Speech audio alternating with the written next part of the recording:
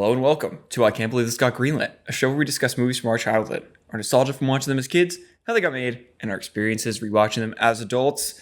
I'm one of your hosts, Nick Warner. Joining me, as always, Matthew Pelton. Dude, I got that down. I've got it down. Like what? I'm blown away that you couldn't do it in our last recording. But now, wait. Let me try to do it again. Yeah. I just did it before we started recording. I just tried again, and I fucking nailed it. Okay, let's see if I can do it. Okay, ready? Welcome to I Can't Believe This Got Greenlit. Already messed up. Frick. Hello and welcome. Okay. Focus. Hello, and welcome to I Can't Believe This Got Greenlit, a show where we discuss movies from our childhood, our nostalgia from watching them as kids, how they got made, and our experiences rewatching them as adults. I'm one of your hosts, Matthew Pelton, and joining me, as always, Nick Warner. Hell yeah. All right, you're the new host of the show. I'm coming for your job, dude. All right, you want to talk production of Thunderstruck? Wait, no. Can we get a researcher? Yeah. We need budget for this show. Okay, how about this? I'll be the new host, because I think everyone agrees that mine was superior. Sure. And then if you want to continue doing research, I'll just take the credit for it, and I'll just read your research. Oh, okay, sure. You're in? Absolutely not. That's the scummiest thing I've ever heard. You just realized I do scummy shit. We're 70 episodes deep, my guy. Oh, I'm well aware. You think I did any of the Quaywood work? No, I just take credit for it. No, I came up with the name. I came up with the logo. It was all me.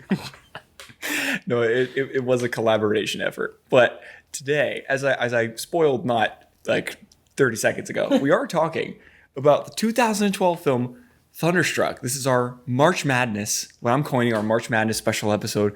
We're in the midst of March, where basketball's going on, and as if you know me from the show or you know me in real life, you know that I love basketball. I've played basketball my whole life.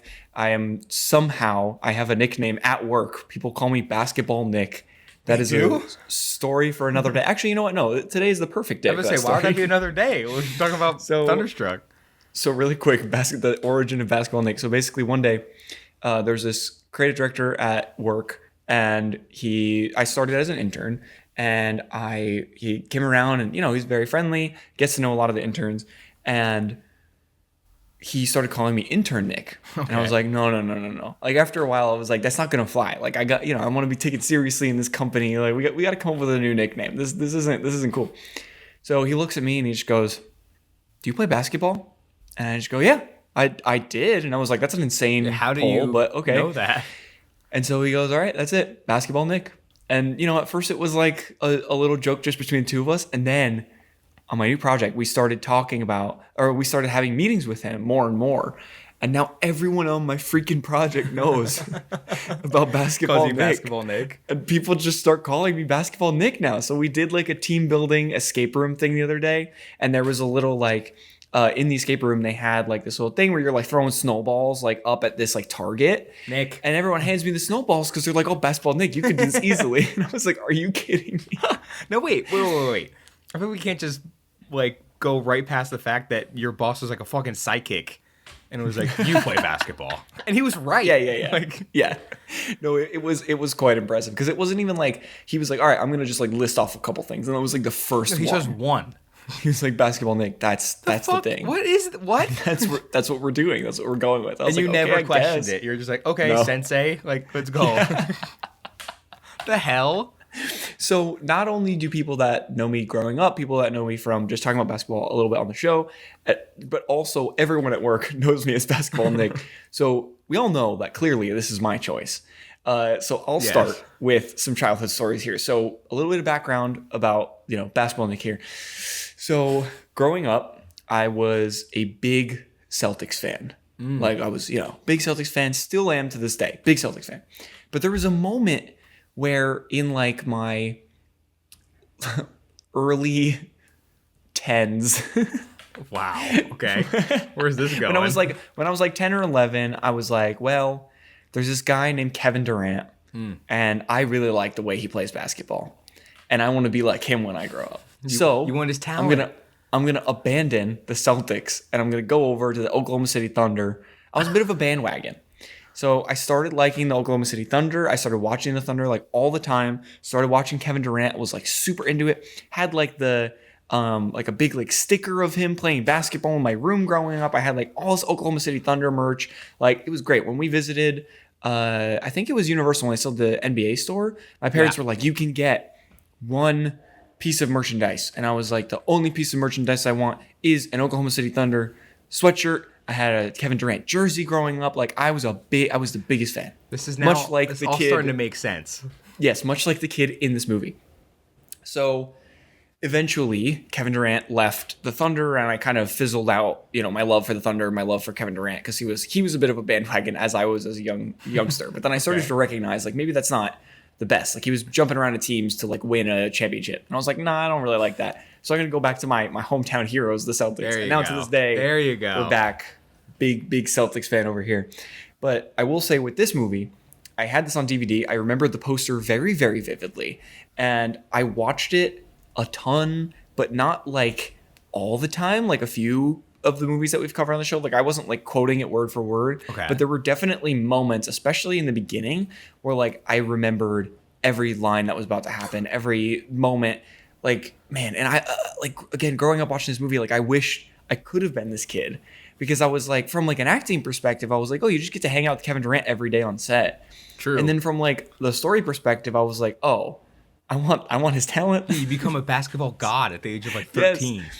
So, and then before I went off to high school, when we were in middle school, we, in like our computers class or whatever, we had to type out like every year we had to basically like re-up our goals for life. Like, what did we want to be when we get older? Like all this stuff. And every year I was like, and also just like make a path for like how you could get there. Now this is middle school brain, but I was one of, I think like 3 7th graders at that point to like make the basketball team for my middle school. Nice. So I was like, oh, I was in this upper echelon of like basketball players. I was like, man, this is great. I was a starter when I was in 8th grade. I was like, this is awesome.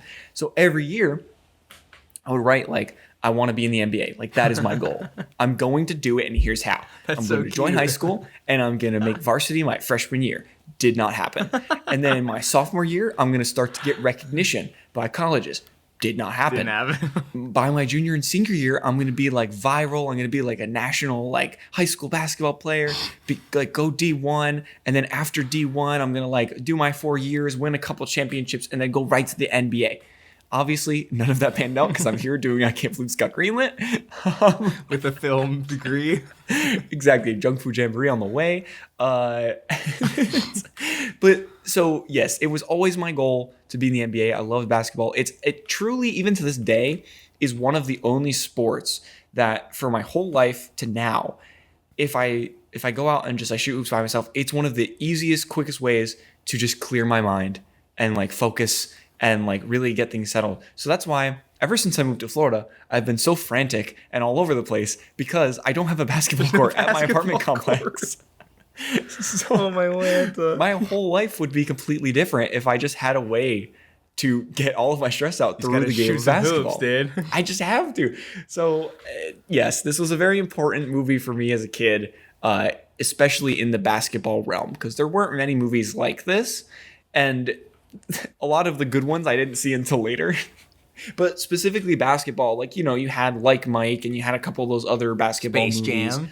Space Jam, of course. And this one, for some reason, just stuck. I think because of the Kevin Durant thing. And I think because, like, the kid, I felt like he was on the same trajectory as me. Like, he was just, like, stupidly optimistic and was like, I'm going to be in the NBA. I'm going to be like him. I'm going to be great, even though he was terrible. Now, I will say, I was okay. I was pretty good. Much better than this kid. This kid just, like, had no hand-eye coordination whatsoever. This kid's like me playing basketball. We still... Yeah.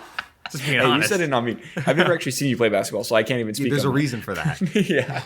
But yes, so this is a big one for me. I'm gonna just take a shot in the dark here and say that you have never even heard of this movie. Never heard of Kevin Durant. Never heard of this movie. Okay. That's my guess. Okay. Now prove me wrong. Before I get to the movie, yes. My history with basketball. Yes. So for most of my life, I was not a sports guy, like at all. Right.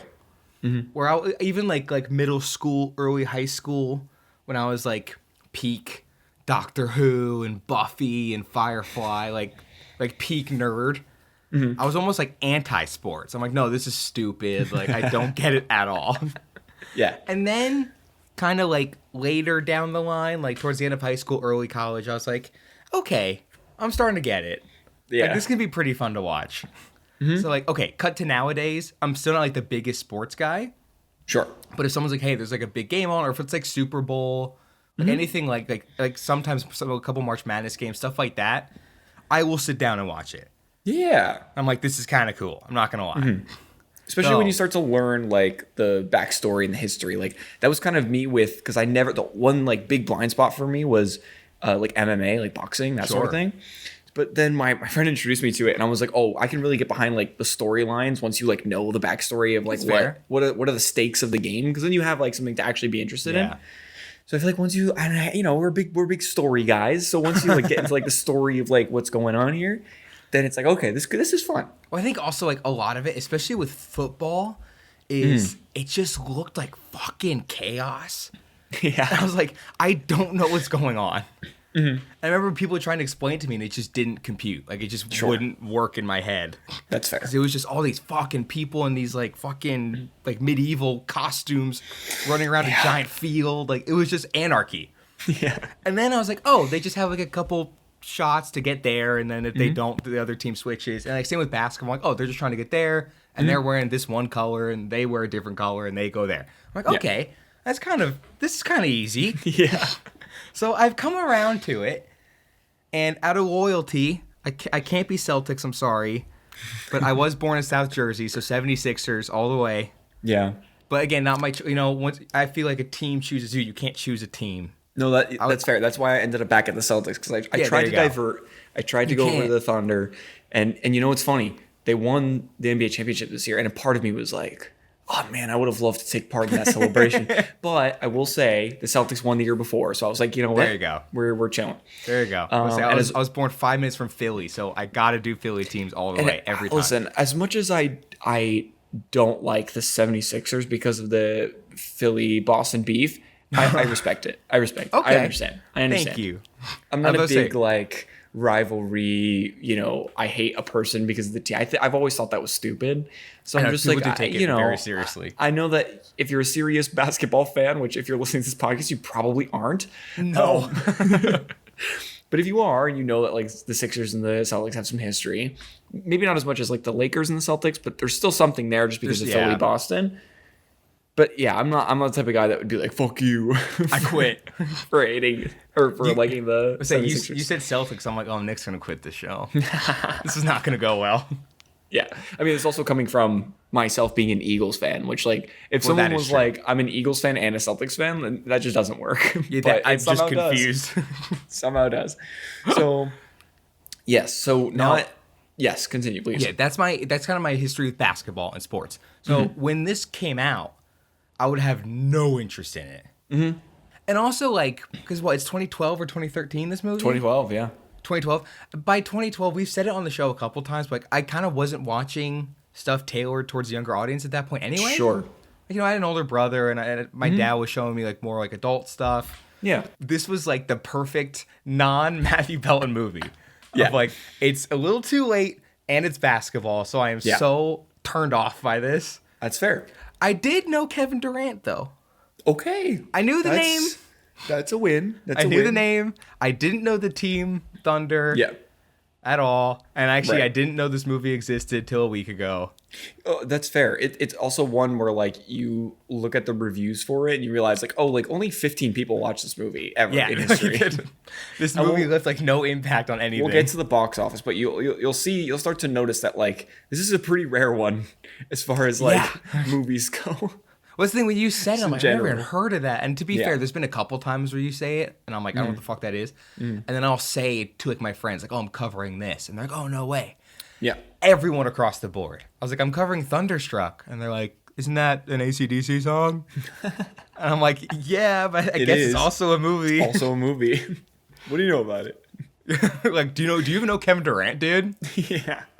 You are not on Basketball Nick's level. Exactly. Oh God, I should have even said that story. Now everyone's gonna know.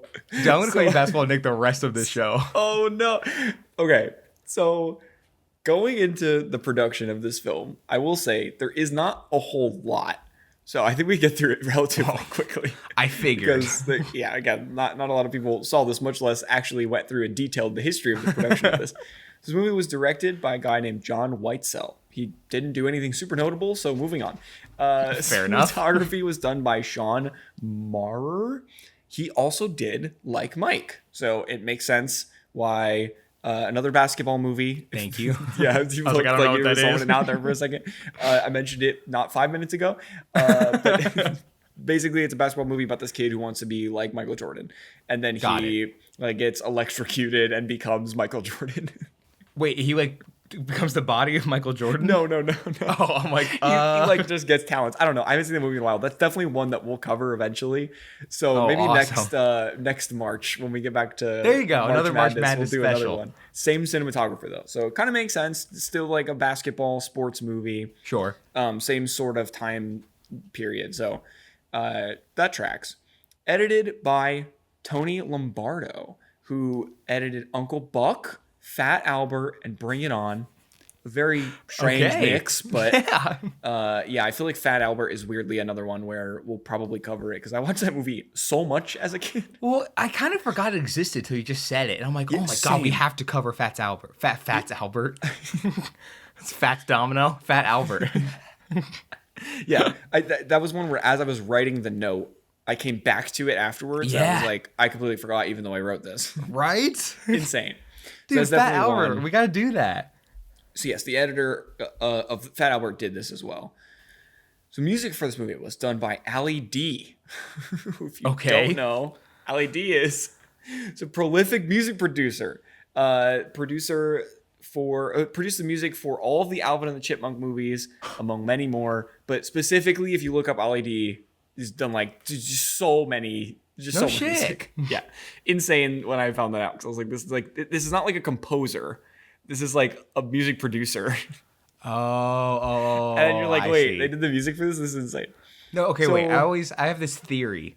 Yeah. That there's so many, especially score people. I feel like Yeah. we've talked about so many music people that have done 80 or 90 movies. Mm-hmm. That do so many. Mm-hmm. So do you think there's a good chance if you sat someone down, I was like, do you remember your score for Thunderstruck?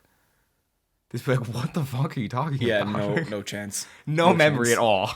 This was probably hey, you're a relatively big name in the music industry. We'll pay you $1 million. For a week of work. Yeah, and then you just did it, and they're like, all right, moving on. That was just a paycheck. This was a paycheck project. Probably. 1,000%. I'm not saying making a score is easy. No. It's obviously wouldn't take a week, but this must have been a paycheck project. There's no way. Mm-hmm. Yeah. 100%. Or maybe there's Kevin Durant fans. I mean, I was one of them. Yeah, if you do the music, you can meet them. Yeah. I mean, I would work on this. That's what I said. Yeah. I wanted to be in this because I wanted to be Kevin Durant and then also Just steal wanted his to meet powers him. in real life. Well, now we know the secret. He's got to punch the mascot or something. Yeah, exactly. That's the way to get Say his superpowers. famous line that also is attributed to Wayne Gretzky. It's not Oh, Kevin yeah. Durant's quote. I kind of didn't realize that. Yeah, they changed it a little bit for the movie, but that's not something Kevin Durant says. It's a famous Kevin If you Durant look up thing. the quote, it's a Wayne Gretzky quote, or it's someone else, and you're like, what the hell? Why? It's simply not Kevin It's Durant. just simply not it. I think after the movie, or maybe he started saying it. in Yeah, basketball, they tried to he, make it altered a it a thing. little bit, but it's definitely not his. So he just moving straight up stole on it. Yeah. Moving on to budget and gross. This is where it gets really interesting. Yeah. So how much do you think this movie costs? How much do you think it made in Okay. theaters? Because it's a very interesting one. It did have a theatrical release. It did, but that's where there's a little asterisk. Oh, So okay. we'll get to that in a second. Yeah. Because when you first said it, I was convinced it was a decom. And then me and Nicole, my roommate, also ex-guest of the show, we looked it up and sure enough, it wasn't. Yeah. I was like, oh my God, this It thing was does put kind in of give High theaters? School Musical vibes. It does, A right? little bit. Yeah.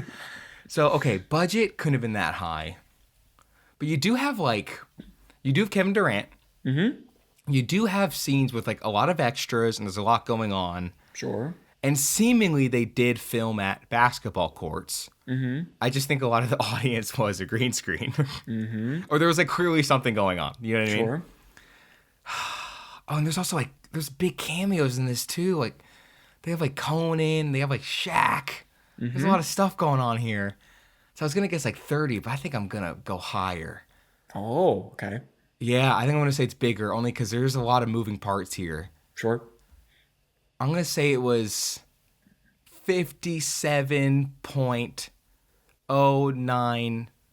57.09642 million. Wow. You get more and more specific. Well, I'm trying to win. So knock about $50 million off of that. This Oh my movie God. cost $7 million to make. What? Yes. How's that? Do they owe favors? What's going on? I know that Kevin Durant was mostly in his prime at this point, but I don't know if he's charging that much for a screen role. I don't know if he But there's is like that so many big of a draw. But And there's I don't know if like cameos and Shaq shit. is charging that much. I don't know if Conan's charging that much. I don't know. But and also like I don't know if shooting in because a lot of it's in the high school, and I don't know. It feels like a very limited locations outside of like the arena that they shoot at. But like even then, like you go to like certain events and they're like, hey, just so you know, you're on camera. If you don't like this, like 7 million. come to like guest relations or whatever. Fair enough. Yeah, you know what? I'm kind of impressed. This was only 7 million. Yeah. So what do you think it made in theaters?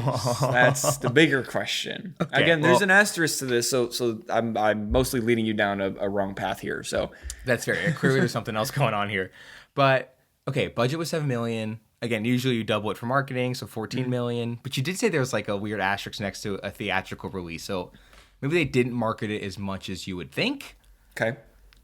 But it must have bombed because I've never this is you wouldn't even find this at the Walmart bin. Right. Like this is just a if you know you know kind of movie. Yeah. So I'm gonna say it made like 12 million. It made $586,000. So the caveat here is that it only released on 250 screens over one weekend. So it had a very, very limited run and then went straight to DVD. no. So I Wait, think this what? was a straight to DVD intended movie, and then the distributor was like, "Hey, we can get you one weekend at this one, or like at these 250 places, or 250 screens across however many places." So Dude, only $500 for a full weekend? not 200 even $1 screens? million. That's not And then it a went small straight- amount of screens. To DVD, and after the film's financial failure, Kevin Durant said he would never act again. Like that was it. He was like, "I'm one and done. I'm out." It made $500. Not Holy $500, shit. not 500. Wait, how much did it make? 500,000. Oh my God. Okay. I thought it made $500. No. Wait, dude, But, that means only still, like 5 not even a families went to million. go see this. yeah. That's crazy. No, but 500,000 across 250 screens is what? Like a $2,000 per screen average? No, that's For a bad. whole It was- weekend? That for a whole weekend. And then you divide that. I mean, I know movie tickets were cheaper 10 years ago, but still. Still. Damn. On a 7, and the budget was already low. Yeah. It didn't even make its money back at all. Okay, not to. It lost Okay, I know so much money. we give final thoughts at the end. Not to fully spoil it, Yeah. but does it deserve only $500,000? No. No. Come on. I mean, at least break even. Get your At least 14 break mil. even. Because that's so bad. I feel bad. It's really bad. While shooting the film, Kevin Durant said that the hardest part was not the acting, but rather that he had to miss jump shots on purpose for the film to indicate that he no longer had the ability to play basketball as well as he used to. What a guy. He literally was like, "I've worked my whole life to do this one thing, and now you're telling me to do the opposite." Yeah, dude, almost- completely bad. It almost reminds me of the reaction that the elevator company that Disney went to for Tower of Terror. So Disney went to this elevator company that legitimately made elevators, and they were like, Okay. they're like, "Hey, we want to do this ride where the elevator breaks and so you people can make a bad one. fall, and they just plummet to their death." And they're like, that's the opposite of what our entire mantra is. They're like, "Yeah, we'll figure it out," and they did. It's awesome, but And it worked. Yeah, but it's I can't even imagine. It's you're doing thousands of reps a day just to make sure that when you shoot the ball, it goes in the hoop. So then it's how do you course correct that in It's a bad muscle way? memory. Yeah, it's how do you even do that? Well, so okay, because you can tell. Because there's a couple shots in this movie where he'll go to make a shot. Mm-hmm. And if you watch his feet, he just does a little leprechaun jump. His feet are just in wildly different directions. Oh, no, that's how he shoots. Oh, he does? Yeah, that's just how he shoots. Oh, in I feel general. bad. Yeah, no, Sorry, Kevin. Because then you catch it in the film. Because then the kid starts doing the leg split when he does his shot when he's like actually good. But what I did notice, with this is where I thought you were going, is that he shoots and then it cuts away to a close up of the basket. Oh, and every time the ball missing. So it's like you don't actually get him. You never missing the see like a shot where it's both. That's true. Yeah. I But didn't. no, I thought that's actually how I thought he was Kevin doing the Durant leg thing because he was struggling to not make it. No, yeah, that was like one of the things like no growing up being a shit. fan of him. I was like, I think that's cool. It is kind of cool. Now that I know, I'm like, I like that. Yeah, it's like his signature little thing. But yes, and then the final thing on production, Taylor Gray, the actor who plays Brian, the main character, is actually really good at basketball. So there's like some can tell. behind the scenes clips of like him doing his thing and like playing around with Kevin Durant, which again, like you're good at basketball, you like basketball. Getting to do that on like your free time on gotta set be is insane. so cool. But so you see him like he's actually insane. Like he's just out there like draining threes. A lot of the stuff when he actually is good in the movie is just him being himself. Yeah, it's really cool. You could tell because you're right. With Kevin, every time he had to miss it, we're good friends. With Kevin, if he ever had to like miss a shot, you're right. It would just cut to like a close up of the hoop. Yeah. But with him, a lot of his basketball stuff, it was clearly the actor. Mm-hmm. So I'm like, oh, I think that's like him actually doing it. Like he's pretty good. Yeah, even though he's like 5'5" and he just could dunk. Yeah, well, we don't talk about that. Those ones were insane. We'll get to that in plot, but Where he literally just like flies through the air like Superman, right like to the dunk. His body is just like horizontal. It's almost like you took him like in post and just moved him up. Yeah. It's like the weirdest looking effect.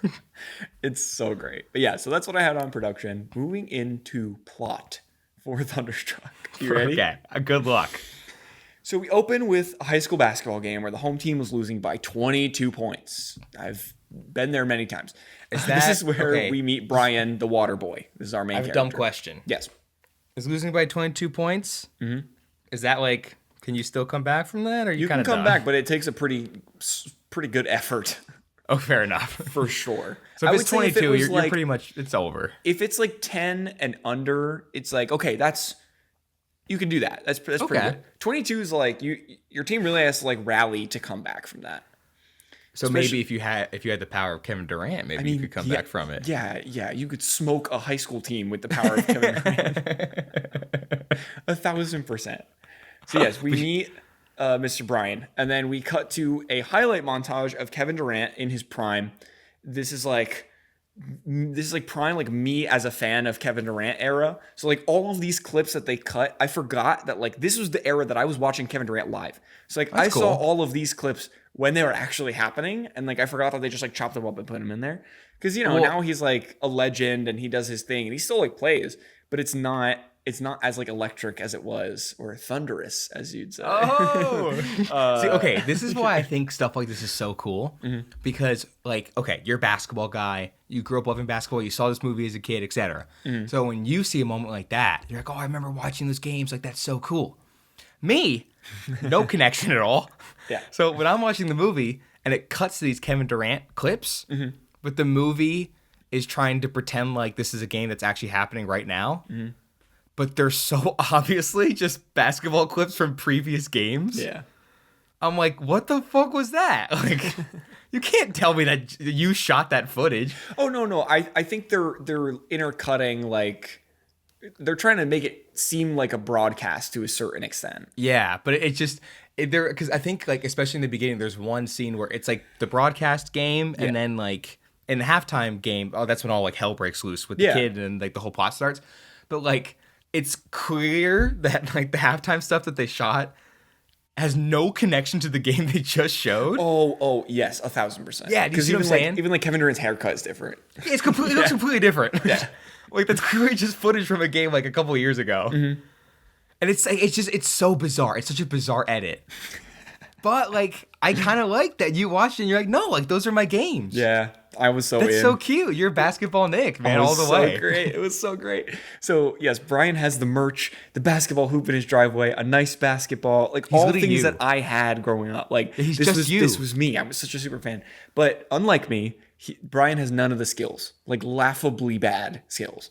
Like he's my skills and like your love. Seemingly, he goes out and practices like every day. He's like out in his like, driveway shooting hoops, whatever. But he's like, he can't even dribble for like 2 seconds without him like losing the ball. It like bounces away. He stumbles over himself. He doesn't even come close to the hoop. It looks like a fourth grader who also sucks at basketball playing. Okay, hey, that's how I play. All right, take it easy. But it's just like, I don't know. It's one of those things where like they showcase him as being bad, but it's almost not even believable how It's bad like comically he is. bad. Yeah. So it was intense. But yes, his sister sneaks outside and records him failing miserably on this camcorder, and I was like, camcorder in 2012? Okay, go off. It's weird. The whole sister thing was weird. Yeah. Because we see her like recording and be like, "Oh, fucking loser," and then she like runs back inside and she's like, "I'm gonna kill you," whatever. Yeah. But then like any other time we see the sister, she has like a T-shirt of his face. She's like, "Yeah." She's so like once he's good, she's in. She's like, yeah, this is my brother. But And I don't think they ever share a she's- scene again. No. Like when she's a fan, it's just like, who gives a shit? I don't think. Yeah, maybe like when they like win. I can't remember if it's like the championship or whatever, but they like all like the family comes together. But that's I think that's about it. Maybe. So Kevin Durant is ushered away from an interview by his manager, and now I'm sure you caught it. I'm sure you immediately caught who his manager is. Is it? It's not Grover, is it? Yes, it's Grover. It is Grover. It's Grover from Percy Jackson. And like as soon as I saw it, I forgot because like Grover in Percy Jackson, like the actor in Percy Jackson. Sure. That I could picture him vividly, but if you asked me before rewatching this movie who the manager for Kevin Durant is in the film, I would never have said that actor. But as soon as he showed up on screen and like his mannerisms, the way he spoke, I was like, Grover. "Oh, that's him." And then I looked it up, and then it was like, "Oh my god, this is him." It was great, and he acts like Grover. Well, I was gonna say, like in my notes, it's like he's still doing his sidekick gig. Yeah, like, he's doing the Grover just bit. the sidekick to like the main prophet of the movie. Honestly, It's so insane that it's just like of the the movie. same character, just with like different facial hair. It's just Grover playing Grover. Yeah, it's like he has human around legs the this same time he played Grover. Yeah, He's just being typecast as Grover. exactly. So we do get a lot of this like back and forth comparing Brian's life to Kevin's life and how they're completely opposite for now. So the next day in school, we meet Brian's friend. I don't actually remember his name. Neither does Brian. Neither does Brian. And we see that Brian has a crush on the new girl, Isabel. Oh, okay. This fucking thing. Okay. I think, listen, I knew it was a cliche before starting this show. Yeah. I think because of like the movies we cover on this show, I've seen it so many times. I think it might now be my least favorite cliche in movie history. Okay. Of the fucking stupid decom scene of a guy in a hallway, always by his locker, always with a friend. Yes. And all of a sudden, the Slow-mo. most beautiful woman walks in slow motion. Wind and he blowing in can't her hear hair. the friend. Yeah, wind's blowing. He can't hear what the friend's saying anymore, and he's instantly in love. Yep. And then it's like, Brian. I hate it. Brian. It's so and then he stupid. snaps out of it. Oh, sorry. Sorry. He's like, Oh are you my okay? It's like, yeah, I'm God. fine. And then he's like still like kind of looking off in the distance. He's wiping the fucking drool from his lip. Like, I just like it's almost like if you like had a joke write a script. Yeah. You put that in there. No, it is Just a like bad make your trope. friends laugh. It's Yeah. so bad. Yeah. Because it comes up And way it too happened often. in this movie. I'm Yes. like, I don't know if it happened in Sky High, which is a movie we're covering a little bit in the future, but like we already recorded it. But like, I feel like this cliche has popped up in the last like 7 of 8 Greenlit Yeah. movies.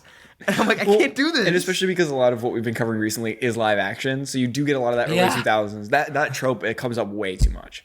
way too much. Yeah. But so I'm like, I can't. I don't like her. I don't like him anymore. I'm out. I'm done. Thunderstruck over. I'm out. Close my laptop. I No know more. she hired someone to walk around with a fucking giant fan everywhere she goes, Yeah. so her wig can blow, and I hate it. Exactly. So we also see that Brian's friend in this scene in particular, I don't think the rest of the movie, but is a bit of a creep because he says that he can hack into the school server to find out more about her. It's like that, like playing into the nerd side, like trying to like showcase that his friend group is like a bunch of nerds, so that when he does make that switch to be good at basketball and he leaves them, it's like, oh, you left us for like the cool kids and like, Yeah, you're not hanging out with us nerds anymore. But He's a creep. it does play into this, like, oh, he's literally saying he could like stalk her and figure out everything about her. Well, also, it like- does lean way too hard into it. My memory of the scene, It ends with him saying, I can break into the school system to find more info. Yeah. It starts with, here's everything I found so far. Yes, yes. He's like, I found all this info. I can find more if you want me to. It's absolutely insane. So I'm like, when he leaves, like, when eventually, like, his name Brian? yeah. Little fucking kid. Yeah, Brian. Eventually, when Brian, like, leaves his friend for the cool kids, I'm like, dog, I don't blame you, dude. That's a lawsuit waiting to happen right there. Like, you got to jump ship. Exactly. So he goes to talk to Isabel at lunch, but Connor, the star of the basketball team, the current star of the basketball team, I'll add a little asterisk there, shows the whole cafeteria a video of one of Brian's like basketball fails in his driveway, which he got from the sister who might be posting it on YouTube. Like that was my question is like, did he have it on YouTube and then he plugs it in like the cafeteria TV, which like it was never a thing in my school. First of all, no, I didn't have that either. Or did like the sister give him like blackmail? Like was there like a blackmail situation or? I don't know. No, okay. Not only am I so confused where this video comes from, but also okay. So we see the sister in the beginning with the camcorder, like taking footage of him, and she has one camcorder. But anytime they show footage that the sister took, it's edited. And there's like 4 different angles, and the camera is the same quality as the camera that's being used to film the rest of the movie. Yeah, I mean, this movie was made for $7 million. You think that Fair enough.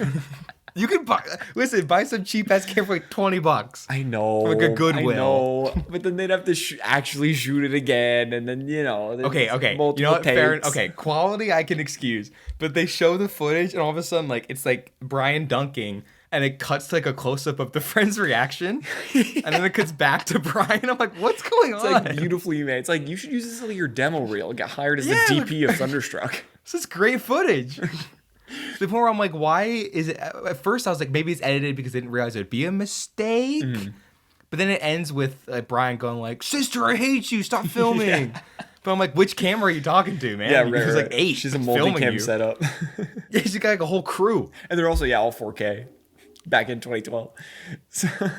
So Brian has a moment of sadness in his room until his dad comes in with 2 tickets to the Thunder game to cheer him up.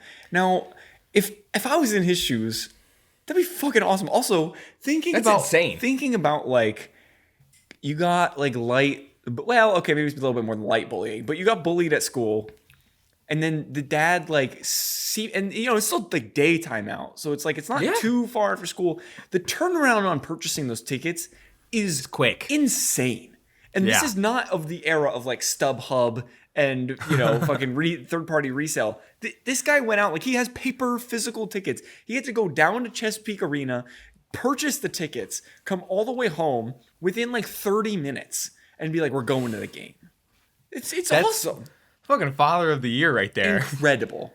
And also, basketball tickets aren't cheap. No. They're even like bad seats aren't like that cheap. Like baseball's cheaper than basketball tickets. By a lot. So the fact, I'm like, oh, not only is this like dad of the year, he's fucking loaded. Yeah, I mean, look at his room. The kid's room is like incredible. Oh, I guess that's true. It's such a sick room. I wanted his room when I was younger. Okay, I gotta be honest. I did not pay attention to his room for one reason. Because the dad walks in, and one, it's just like a beautiful scene where he's like, son, I love you, and I bought you these basketball tickets, let's go. And I'm like, oh, that's fucking sick. Dad, my real dad, step your fucking game up. but I'm just kidding.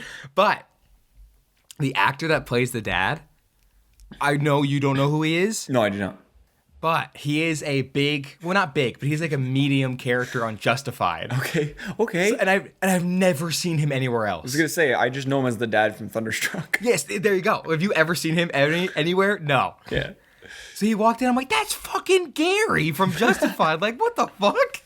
I was so blown away. Oh, I love it. So let's say this is gonna happen. Okay, I'm just gonna warn you right now. Sure. Let's say this movie is at like a 2. Yeah. Out of 10. All of a sudden, Gary walks in. It's instantly at like a 6 for me. That's impressive. Just because Justified. Yeah. Like, did the movie quality change at all? No. It's just because it's Gary. Yeah. I'm like, that's fucking Gary. That's awesome. I love that. You should watch Justified. That's the moral of the story. I was gonna say that might be giving me some more encouragement to do it.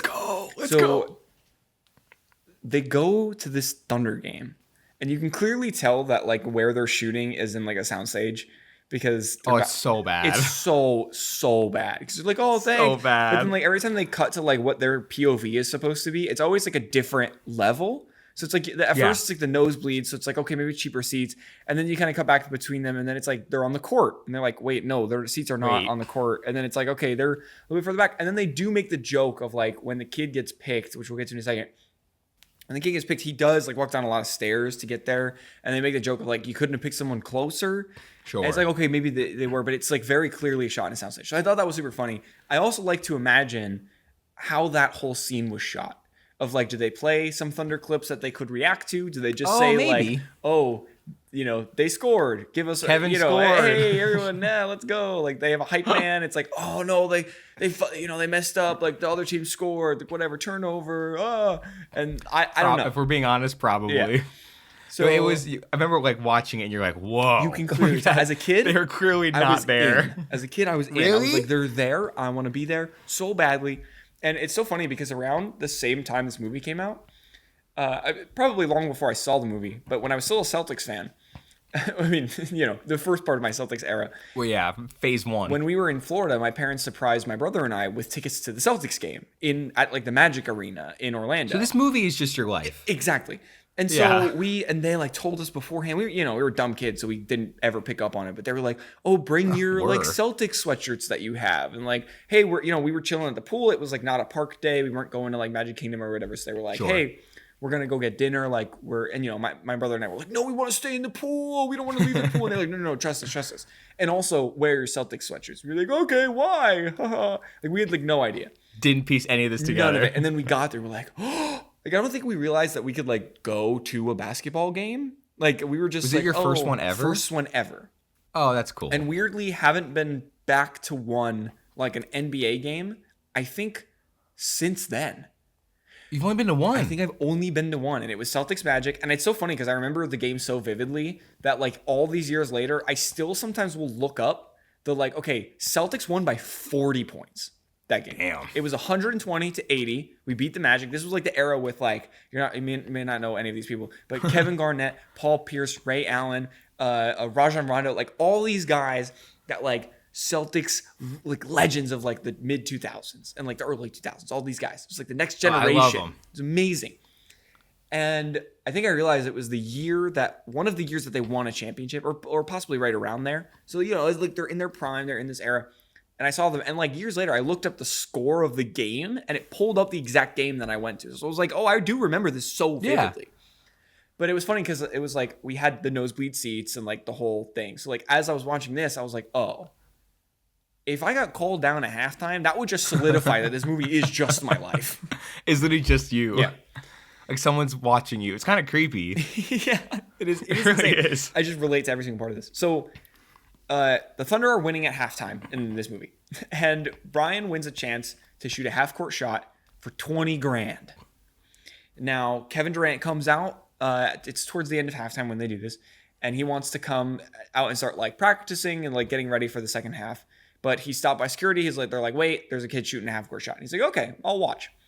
But is this a normal thing that happens? A little half-court shot, yeah. They pull someone down? Oh, yeah. It is. Okay. Sometimes it's a half-court shot. Sometimes it's like a full-court like hole in one, like they'll do like a little golf moment. Sometimes they'll do like different things for like, I remember there was a guy who hit a half court shot and won like a car, and then there's like a very famous video, and like LeBron James comes out and like hugs him, like tackles him under the ground. Wow, that's sick. And like they got to meet afterwards, and it was awesome. That's pretty cool. So yeah, they do stuff like this. I don't know if it's super often, but they definitely do it.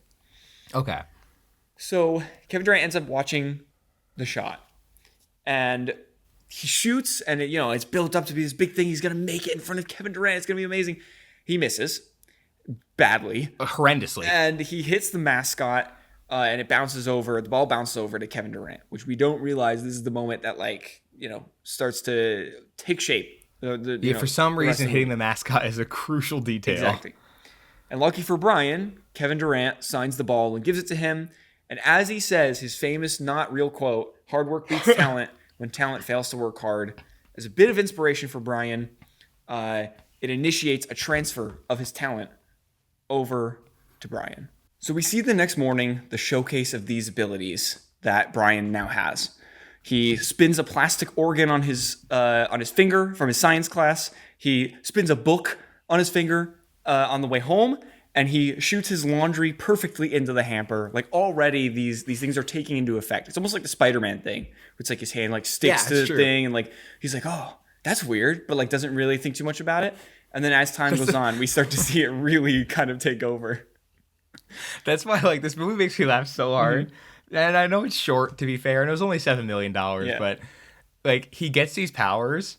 I don't think there's really like one scene where he's like, how'd I get this good overnight? He's just like, I'm great now. Like, wow, it's been because I've been hoping and praying and practicing, but it's like he's not showing any progress. No, so he just goes from like really shitty to like the best player ever, and he doesn't question it for a second. I'm like, the fucking ego on this kid is great. You think I'm bad? This kid's crazy. It's so insane. Like, okay, so then after this, he takes his sister to the carnival, and he goes up to this like 1-in-to-win basketball game things, and he wins Isabella a stuffed panda because he just shoots it. Also, not close to where you're supposed to shoot from. No, like, way far away. All. Just drains it. And so like the captain of the basketball team who was like bullying him, he's like out with Isabella Isabel, and he keeps missing. And then Brian's like jokingly like, I could do it. And he's like, well, all right, punk, here you go. And he like shoots it from really far away, makes it. He's like, nah, it's a fluke. Shoot it again. Boom, he makes it. Shoot it again. Boom, he makes it. And it's like the kid who is like stumbling over his own feet just sunk 3 in a row in a game that is rigged for you not to win and not to score. And like he doesn't even look surprised that he did. Not even He's a little like, bit. He's just like, yeah, sick. I'll just do Here's a giant teddy bear. What's the problem? Like giant. I'm like, what the fuck? And then the scene is so bizarre because not only does he shoot 3, no one questions it. He's just like, yeah, I'm that good now. Like, it happened. Then, like, the guy that failed all the shots, he's with Isabel and, like, a couple of his friends. And I don't know if you noticed, but after Brian shoots 3, our guy just goes with his friends and just leaves Isabel. Yeah, well, yeah. Just, like, fully dips. Clearly, it's like, well, you obviously won the girl. So... I'm like, wait, like, but it just you were on a date with her. Yeah. I just took off. But they were just like, yeah, this is how this works now. He didn't even say bye. He just left. He's like, oh, she's yours. Guy. Yeah. I'm like, what's going on? And also, we'll get to it later, but it's also insane how he continues to treat Brian like he's not good at basketball, even after he clearly just like shows him up. He's like, yo, you're the water boy. You're supposed to suck ass. It's like, you do suck ass. Dude. It's like, he just like crossed you up and just like dunked on you. And you still think he is a basketball god. It's insane. So we check back in with Kevin, first name basis, who of course, yeah, we're good can't friends. seem to make a single basket in practice. On the opposite end, we see that Brian is incredible at basketball and can even dunk. Again, flies like Superman towards the basket and dunks. It's insane. He does. And obviously you see in like the behind the scenes clips that he is on wires, but it's insane that like the way that they do it, because it's not even a realistic version of him jumping to dunk. It's like he literally is like jumping on a trampoline, flying through the air. Yeah, he flies. And then landing. It's just insane. It looks so bizarre. It's like a Superman scene. Yeah, exactly. So Brian tries out for the team again after crashing practice, even though he wasn't. He's not allowed to try out again. But the coach, he like basically bullies the coach into doing it. Isn't it like halfway through the season? And he just like takes the ball and he's like, I'm trying out. And the coach is like, no, you have to leave. And he's like, no, I'm trying out. Let me just do it. Like, that's not how that works. He absolutely do that. Cooks Connor, the captain of the basketball team, was making fun of him, just destroys him. And again, even though he wasn't allowed to be there, it's one of those like he just secured the spot on the team because he did prove he's too good. Even though that is not allowed. That's definitely not allowed. So during a game, Connor is hesitant to pass Brian the ball, but when the coach forces him to, Brian takes over and rises to stardom in the high school basketball world, basically humiliating anyone in his path and becoming a genuine celebrity. Not only is he good, he's now famous around these parts. There's like, they show like news articles of him. Mm-hmm. He's on like TV. Yes. They all have like t-shirts of him. Like, this is a legit celebrity at this point. And during this montage, as we're like seeing his rise to stardom, he is just like dunking left and right. You're like, no. Not only is he doing this on his own, he's doing this in front of crowds, and like no one is questioning how. Like, how do you just fly? Taking drugs? Like, what is he doing? It's so even insane. like, I like that his own family doesn't question it. Yeah. Like the sister used to film him being shitty, and then overnight, literally overnight, he becomes a god. Yeah. And the sister's like, I'm in. Yeah. What? So nuts. So, so Kevin shows up to practice where his mom is there. And now I want to take a moment for the mom because this is his real life mother. And she is very well known in the basketball world. She is like cool. the NBA's mother. Like she's been in like Okay. commercials and movies and all these different things because Kevin Durant's mom is like her own celebrity because he talks a lot about how like she was a single mother and like she grew up like really wanting him to be good at whatever he wants to do and like he really like treated her well after he got to the NBA. And it's like this very, very nice relationship. So it was really nice to see her be there in the role that she plays in real life to cheer him up. And in the context of the movie, bring some chicken soup to get better because he's just being shitty at basketball. Okay, that is actually really So cute. I it didn't know that was really his real life great. mom. Yeah. And there also was a weird random cutaway to like a go-kart flirting moment between Brian and Isabel. And then we just cut away from it and we never go back. Yeah, and also she tries to kill him. Yeah. Let's not forget about that either. Right. So Like there's all these signs that say like no bumping, like don't screw with anything, and so she just like fully decks him. yeah. She's like, come on, have some fun. Boom. And then the scene just cuts to like the next week. You're like, wait, what? like what if you just injured him and ruined like his whole career? No, genuinely, it's like it's that scene, and then we cut away to just out of nowhere, just cut away to Kevin Durant filming a commercial for his new shoes, which Yeah, specifically Nike shoes. specifically Nike. And spoiler alert, I owned these shoes as well. I knew you would. I knew you would. My first ever pair of basketball shoes, I made such a stink over them, were the KD4s, and I was so into them. And then when the KD5s came out, I think these were the KD5s, but I was so obsessed. And like as I watched this movie, I was like, yes, they have to make this commercial because then I will be able to see that they exist, and then I can buy them. And I was so into it because I was like, again, this is prime Kevin Durant. When I was watching him all the time, he had the shoes that I had. I had the jersey like Brian. This is just me. I will say, out of any movie we covered, I even put it as a note when I was watching the movie. I'm like, this is just a Nick movie. Yeah, 100%. This was built for you. Like you're probably the only one that saw this in theaters. No, genuinely, and like this is just a documentary of my life. It is. Just change a couple things around, and there I am. He's filming this commercial, and he can't get through a take because of how terrible he is. Again, like laughably bad, and even we cut around to like see people are like, why is he in this slump? Why is he so bad? And even Conan, we cut to Conan, and even he's making fun of him. Like it's making the rounds. He's just trash. It's so okay. We have another laughable. moment. Yes.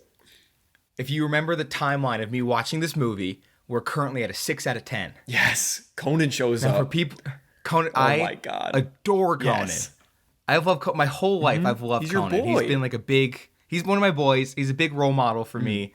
So if it's at a 6 out of 10, should the movie quality be going down? Absolutely. Yeah. But Conan just came up, so now it's at like an 8. Oh my God. We have justified in Conan 8 out of 10. 8 out of 10. That is, I'm so happy. I'm like just grinning ear to ear right now. This is making me so happy.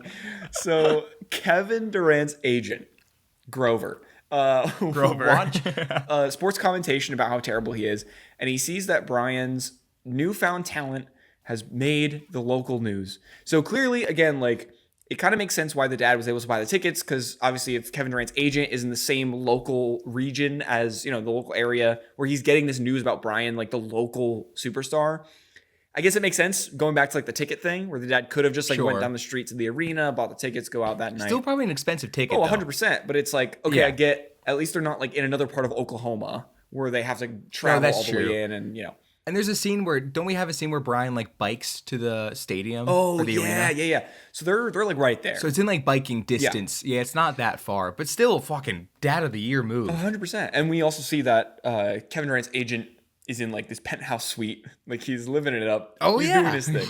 So And he has his goat legs his out. I'm goat like, that's legs. crazy. Yeah, exactly. So yeah, he's eating lotus flowers. So he starts to put together that his shot is very similar to Kevin's, which, he sees the leg spread a little bit. Okay. He sees the follow through. He sees how he does his thing. And he goes to one of the games. When I first watched the movie, because I don't know like a ton about basketball and like the Kevin Durant shooting style, all that stuff. Yes.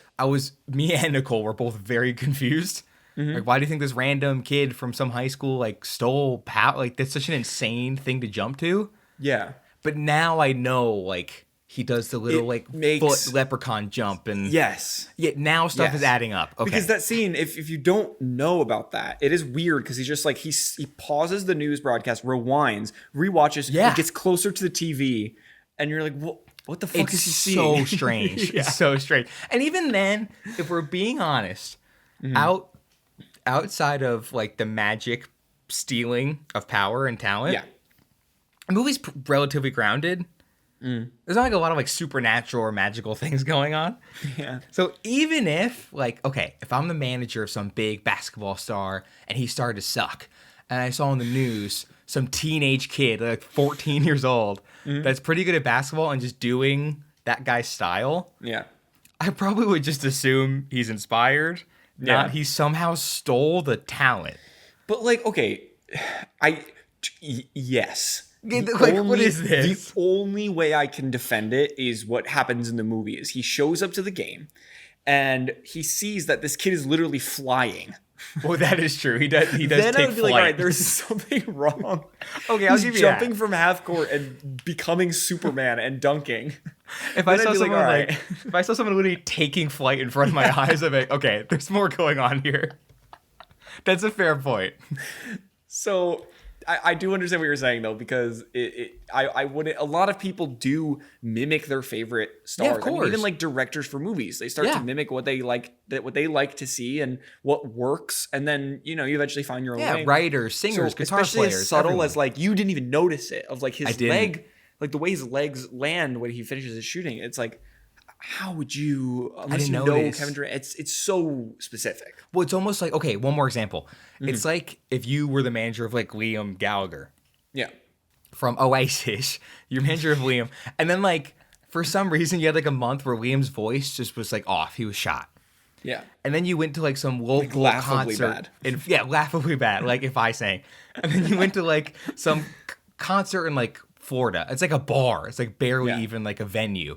And someone gets up there and he's doing like the Liam pose and he sounds very raspy. He has like that Liam voice. I probably wouldn't assume he stole Liam's talent somehow.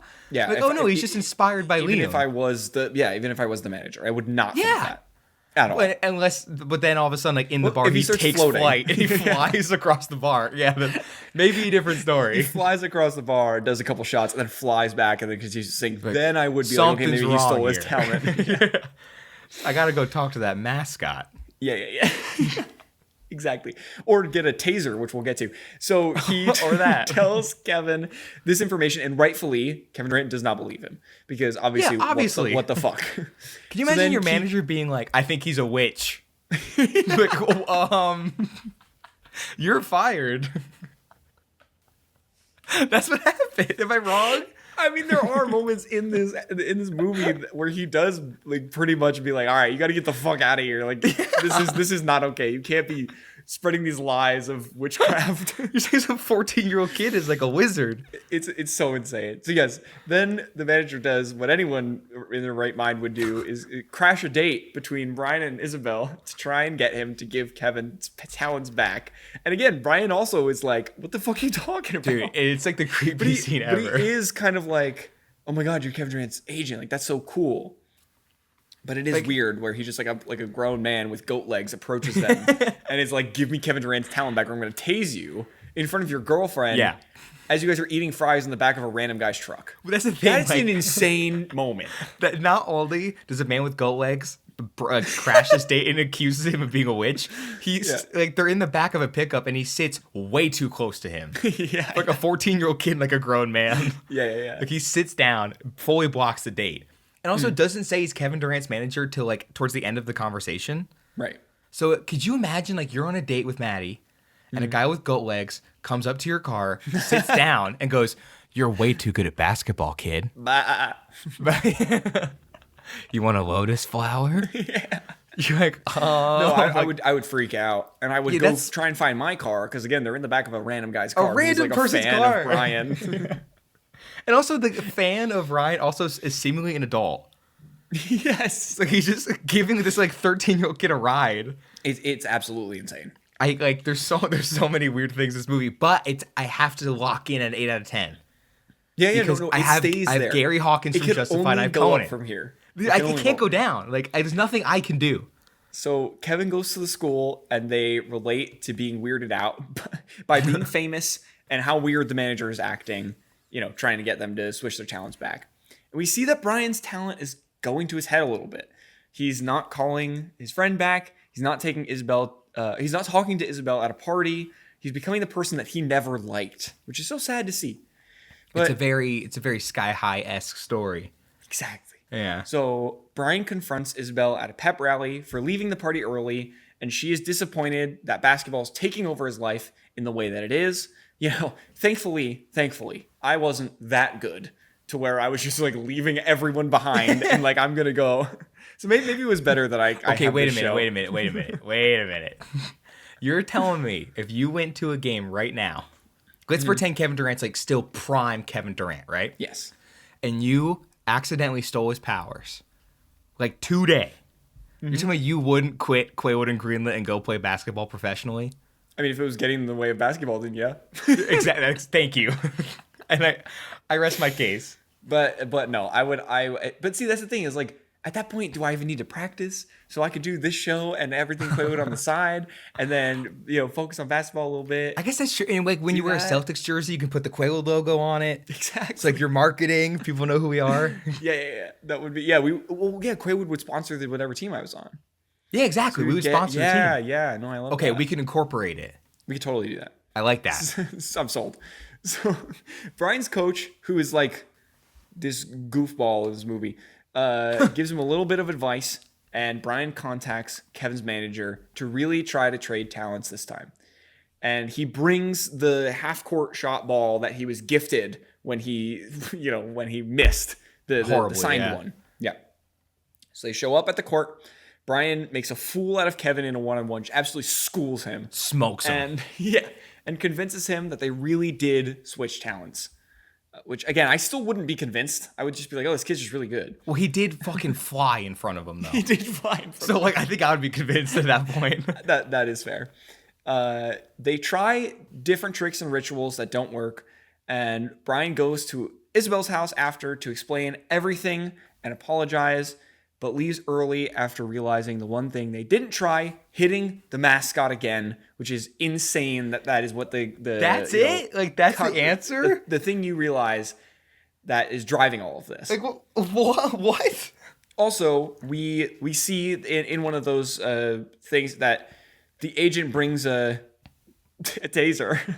Yeah, he tases the ball. And he tases the ball, but then he also tries like tasing Brian. Yeah, he runs after him with a taser. He's like, give it back. You're like, dude, what the hell?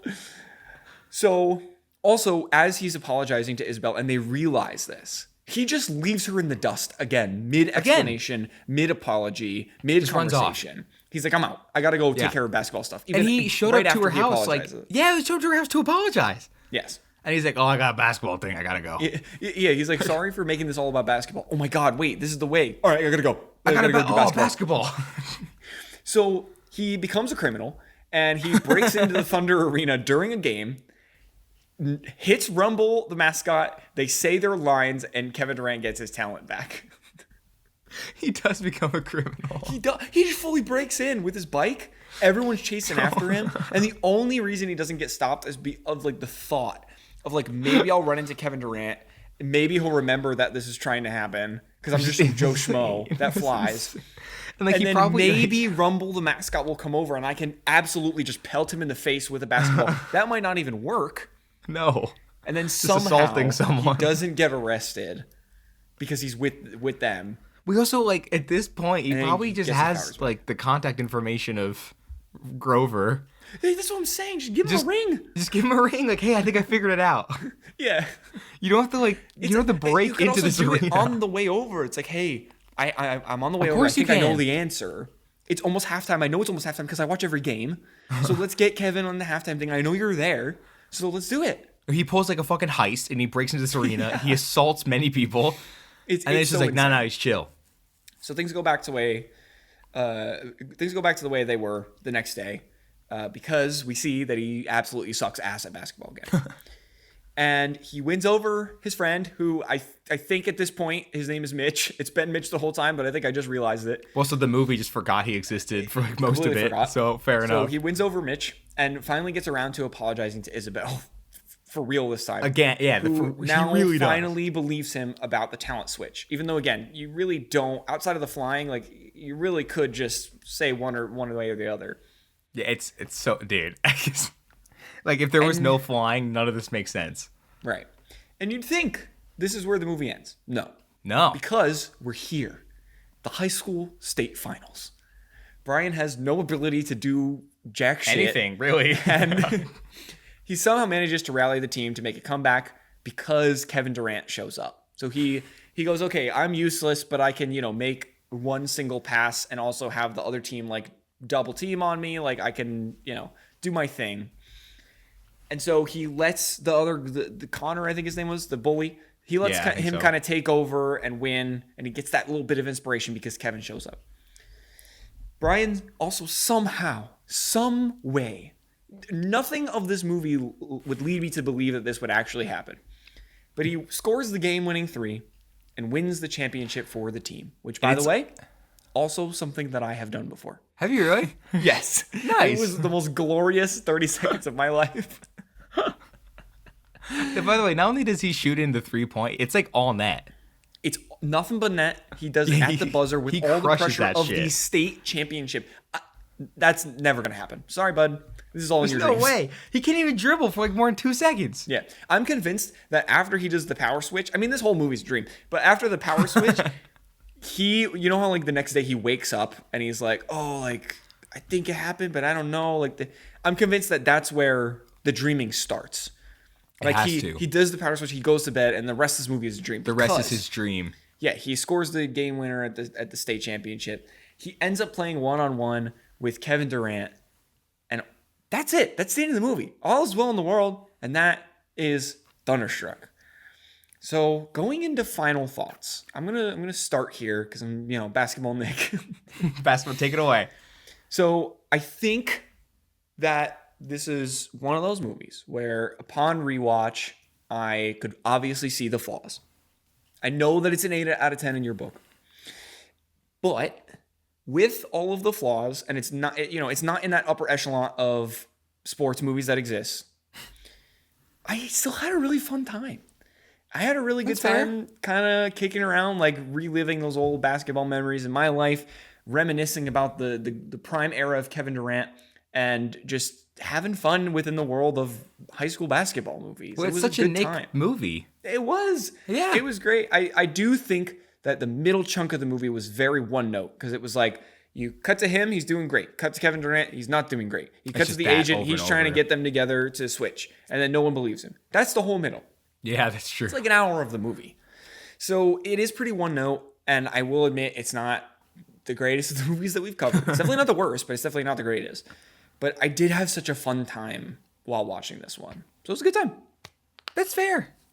Honestly, okay, kind of on the same page. Mm-hmm. Where there's a lot of faults with this movie, and none of it really makes sense. Mm-hmm. Like, there's weird implications about stealing power. Yeah. A lot of it, if you think about it, like, there's just, everything doesn't really add up. Like, nothing quite works with this movie. Right. It's not the worst thing we've ever seen. Mm-hmm. But it should be pretty low. Like, it's just not a great by any means necessary. Right. However, we have Gary from Justified. We have Conan, 8 out of 10. And you know what? Nick, do you remember what their basketball team is called? The Eagles? They're the Eagles. It's a 10 out of 10. Best movie we've ever covered on the show. Thunderstruck takes the cake, baby. Number 1. I love that. Well, also, like, I feel like the Eagles will take it up to 9. And then the fact that this is just a documentary about your friend, this is a 10. That's true. It's 10. It's an instant 10. Instant classic. Instant classic. Yes. Thunderstruck is fun. Also, one of my favorite things about this movie. No one saw it. Only we saw it and maybe like 4 other people. Yeah. One of my favorite things about this movie is I like the idea when you pitch this to Kevin Durant. If you're like, hey, what if we made a whole movie basically being like, you're so good that someone else gets your powers and becomes the greatest basketball star to ever walk the earth. Like, I'm like, that's kind of sick. Yeah, it's pretty cool. Could we just make a movie just like hyping you up for an hour and 20? I would be Like, down. Fuck yeah, I'd be down. Are you kidding me? Yeah, I'll stumble a little bit and then become the greatest human being. I could fly. Ever. Are you kidding me? It's like if like, could you pretend they made a movie where it's like some kid meets us, he interacts, and then he becomes like the biggest and greatest entertainer of all time, and he like is like the best director, best podcaster ever. I love would that. sign up for that. I love it. Yeah, I would totally be down. That'd be Of so course fun. I would. I love it. It's a 10 out of 10. It's a 10 out of 10. I love that. And I will never walk that back. Beautiful. You changed my life with this movie. Well, I love that. That makes me so happy because I thought this was going to be one where you're like, fuck this shit. So, and I'm glad it wasn't. One final thought on Thunderstruck. The movie, not the song. Don't get it confused. And the song is never in the movie. It's so disappointing. I can't believe this got greenlit. Thank you all for listening. Please check out quaywoodproductions.com and all of our social medias for everything that we have going on. Tune in next week for one of my least anticipated movies that we have ever covered on the show. Yeah. I am so nervous to even attempt to record that. This is one where there's going to be a lot of apologies from me. So apologies in advance. We are covering Howard the Duck next week, and we will talk to you then. Bye. Bye. See ya.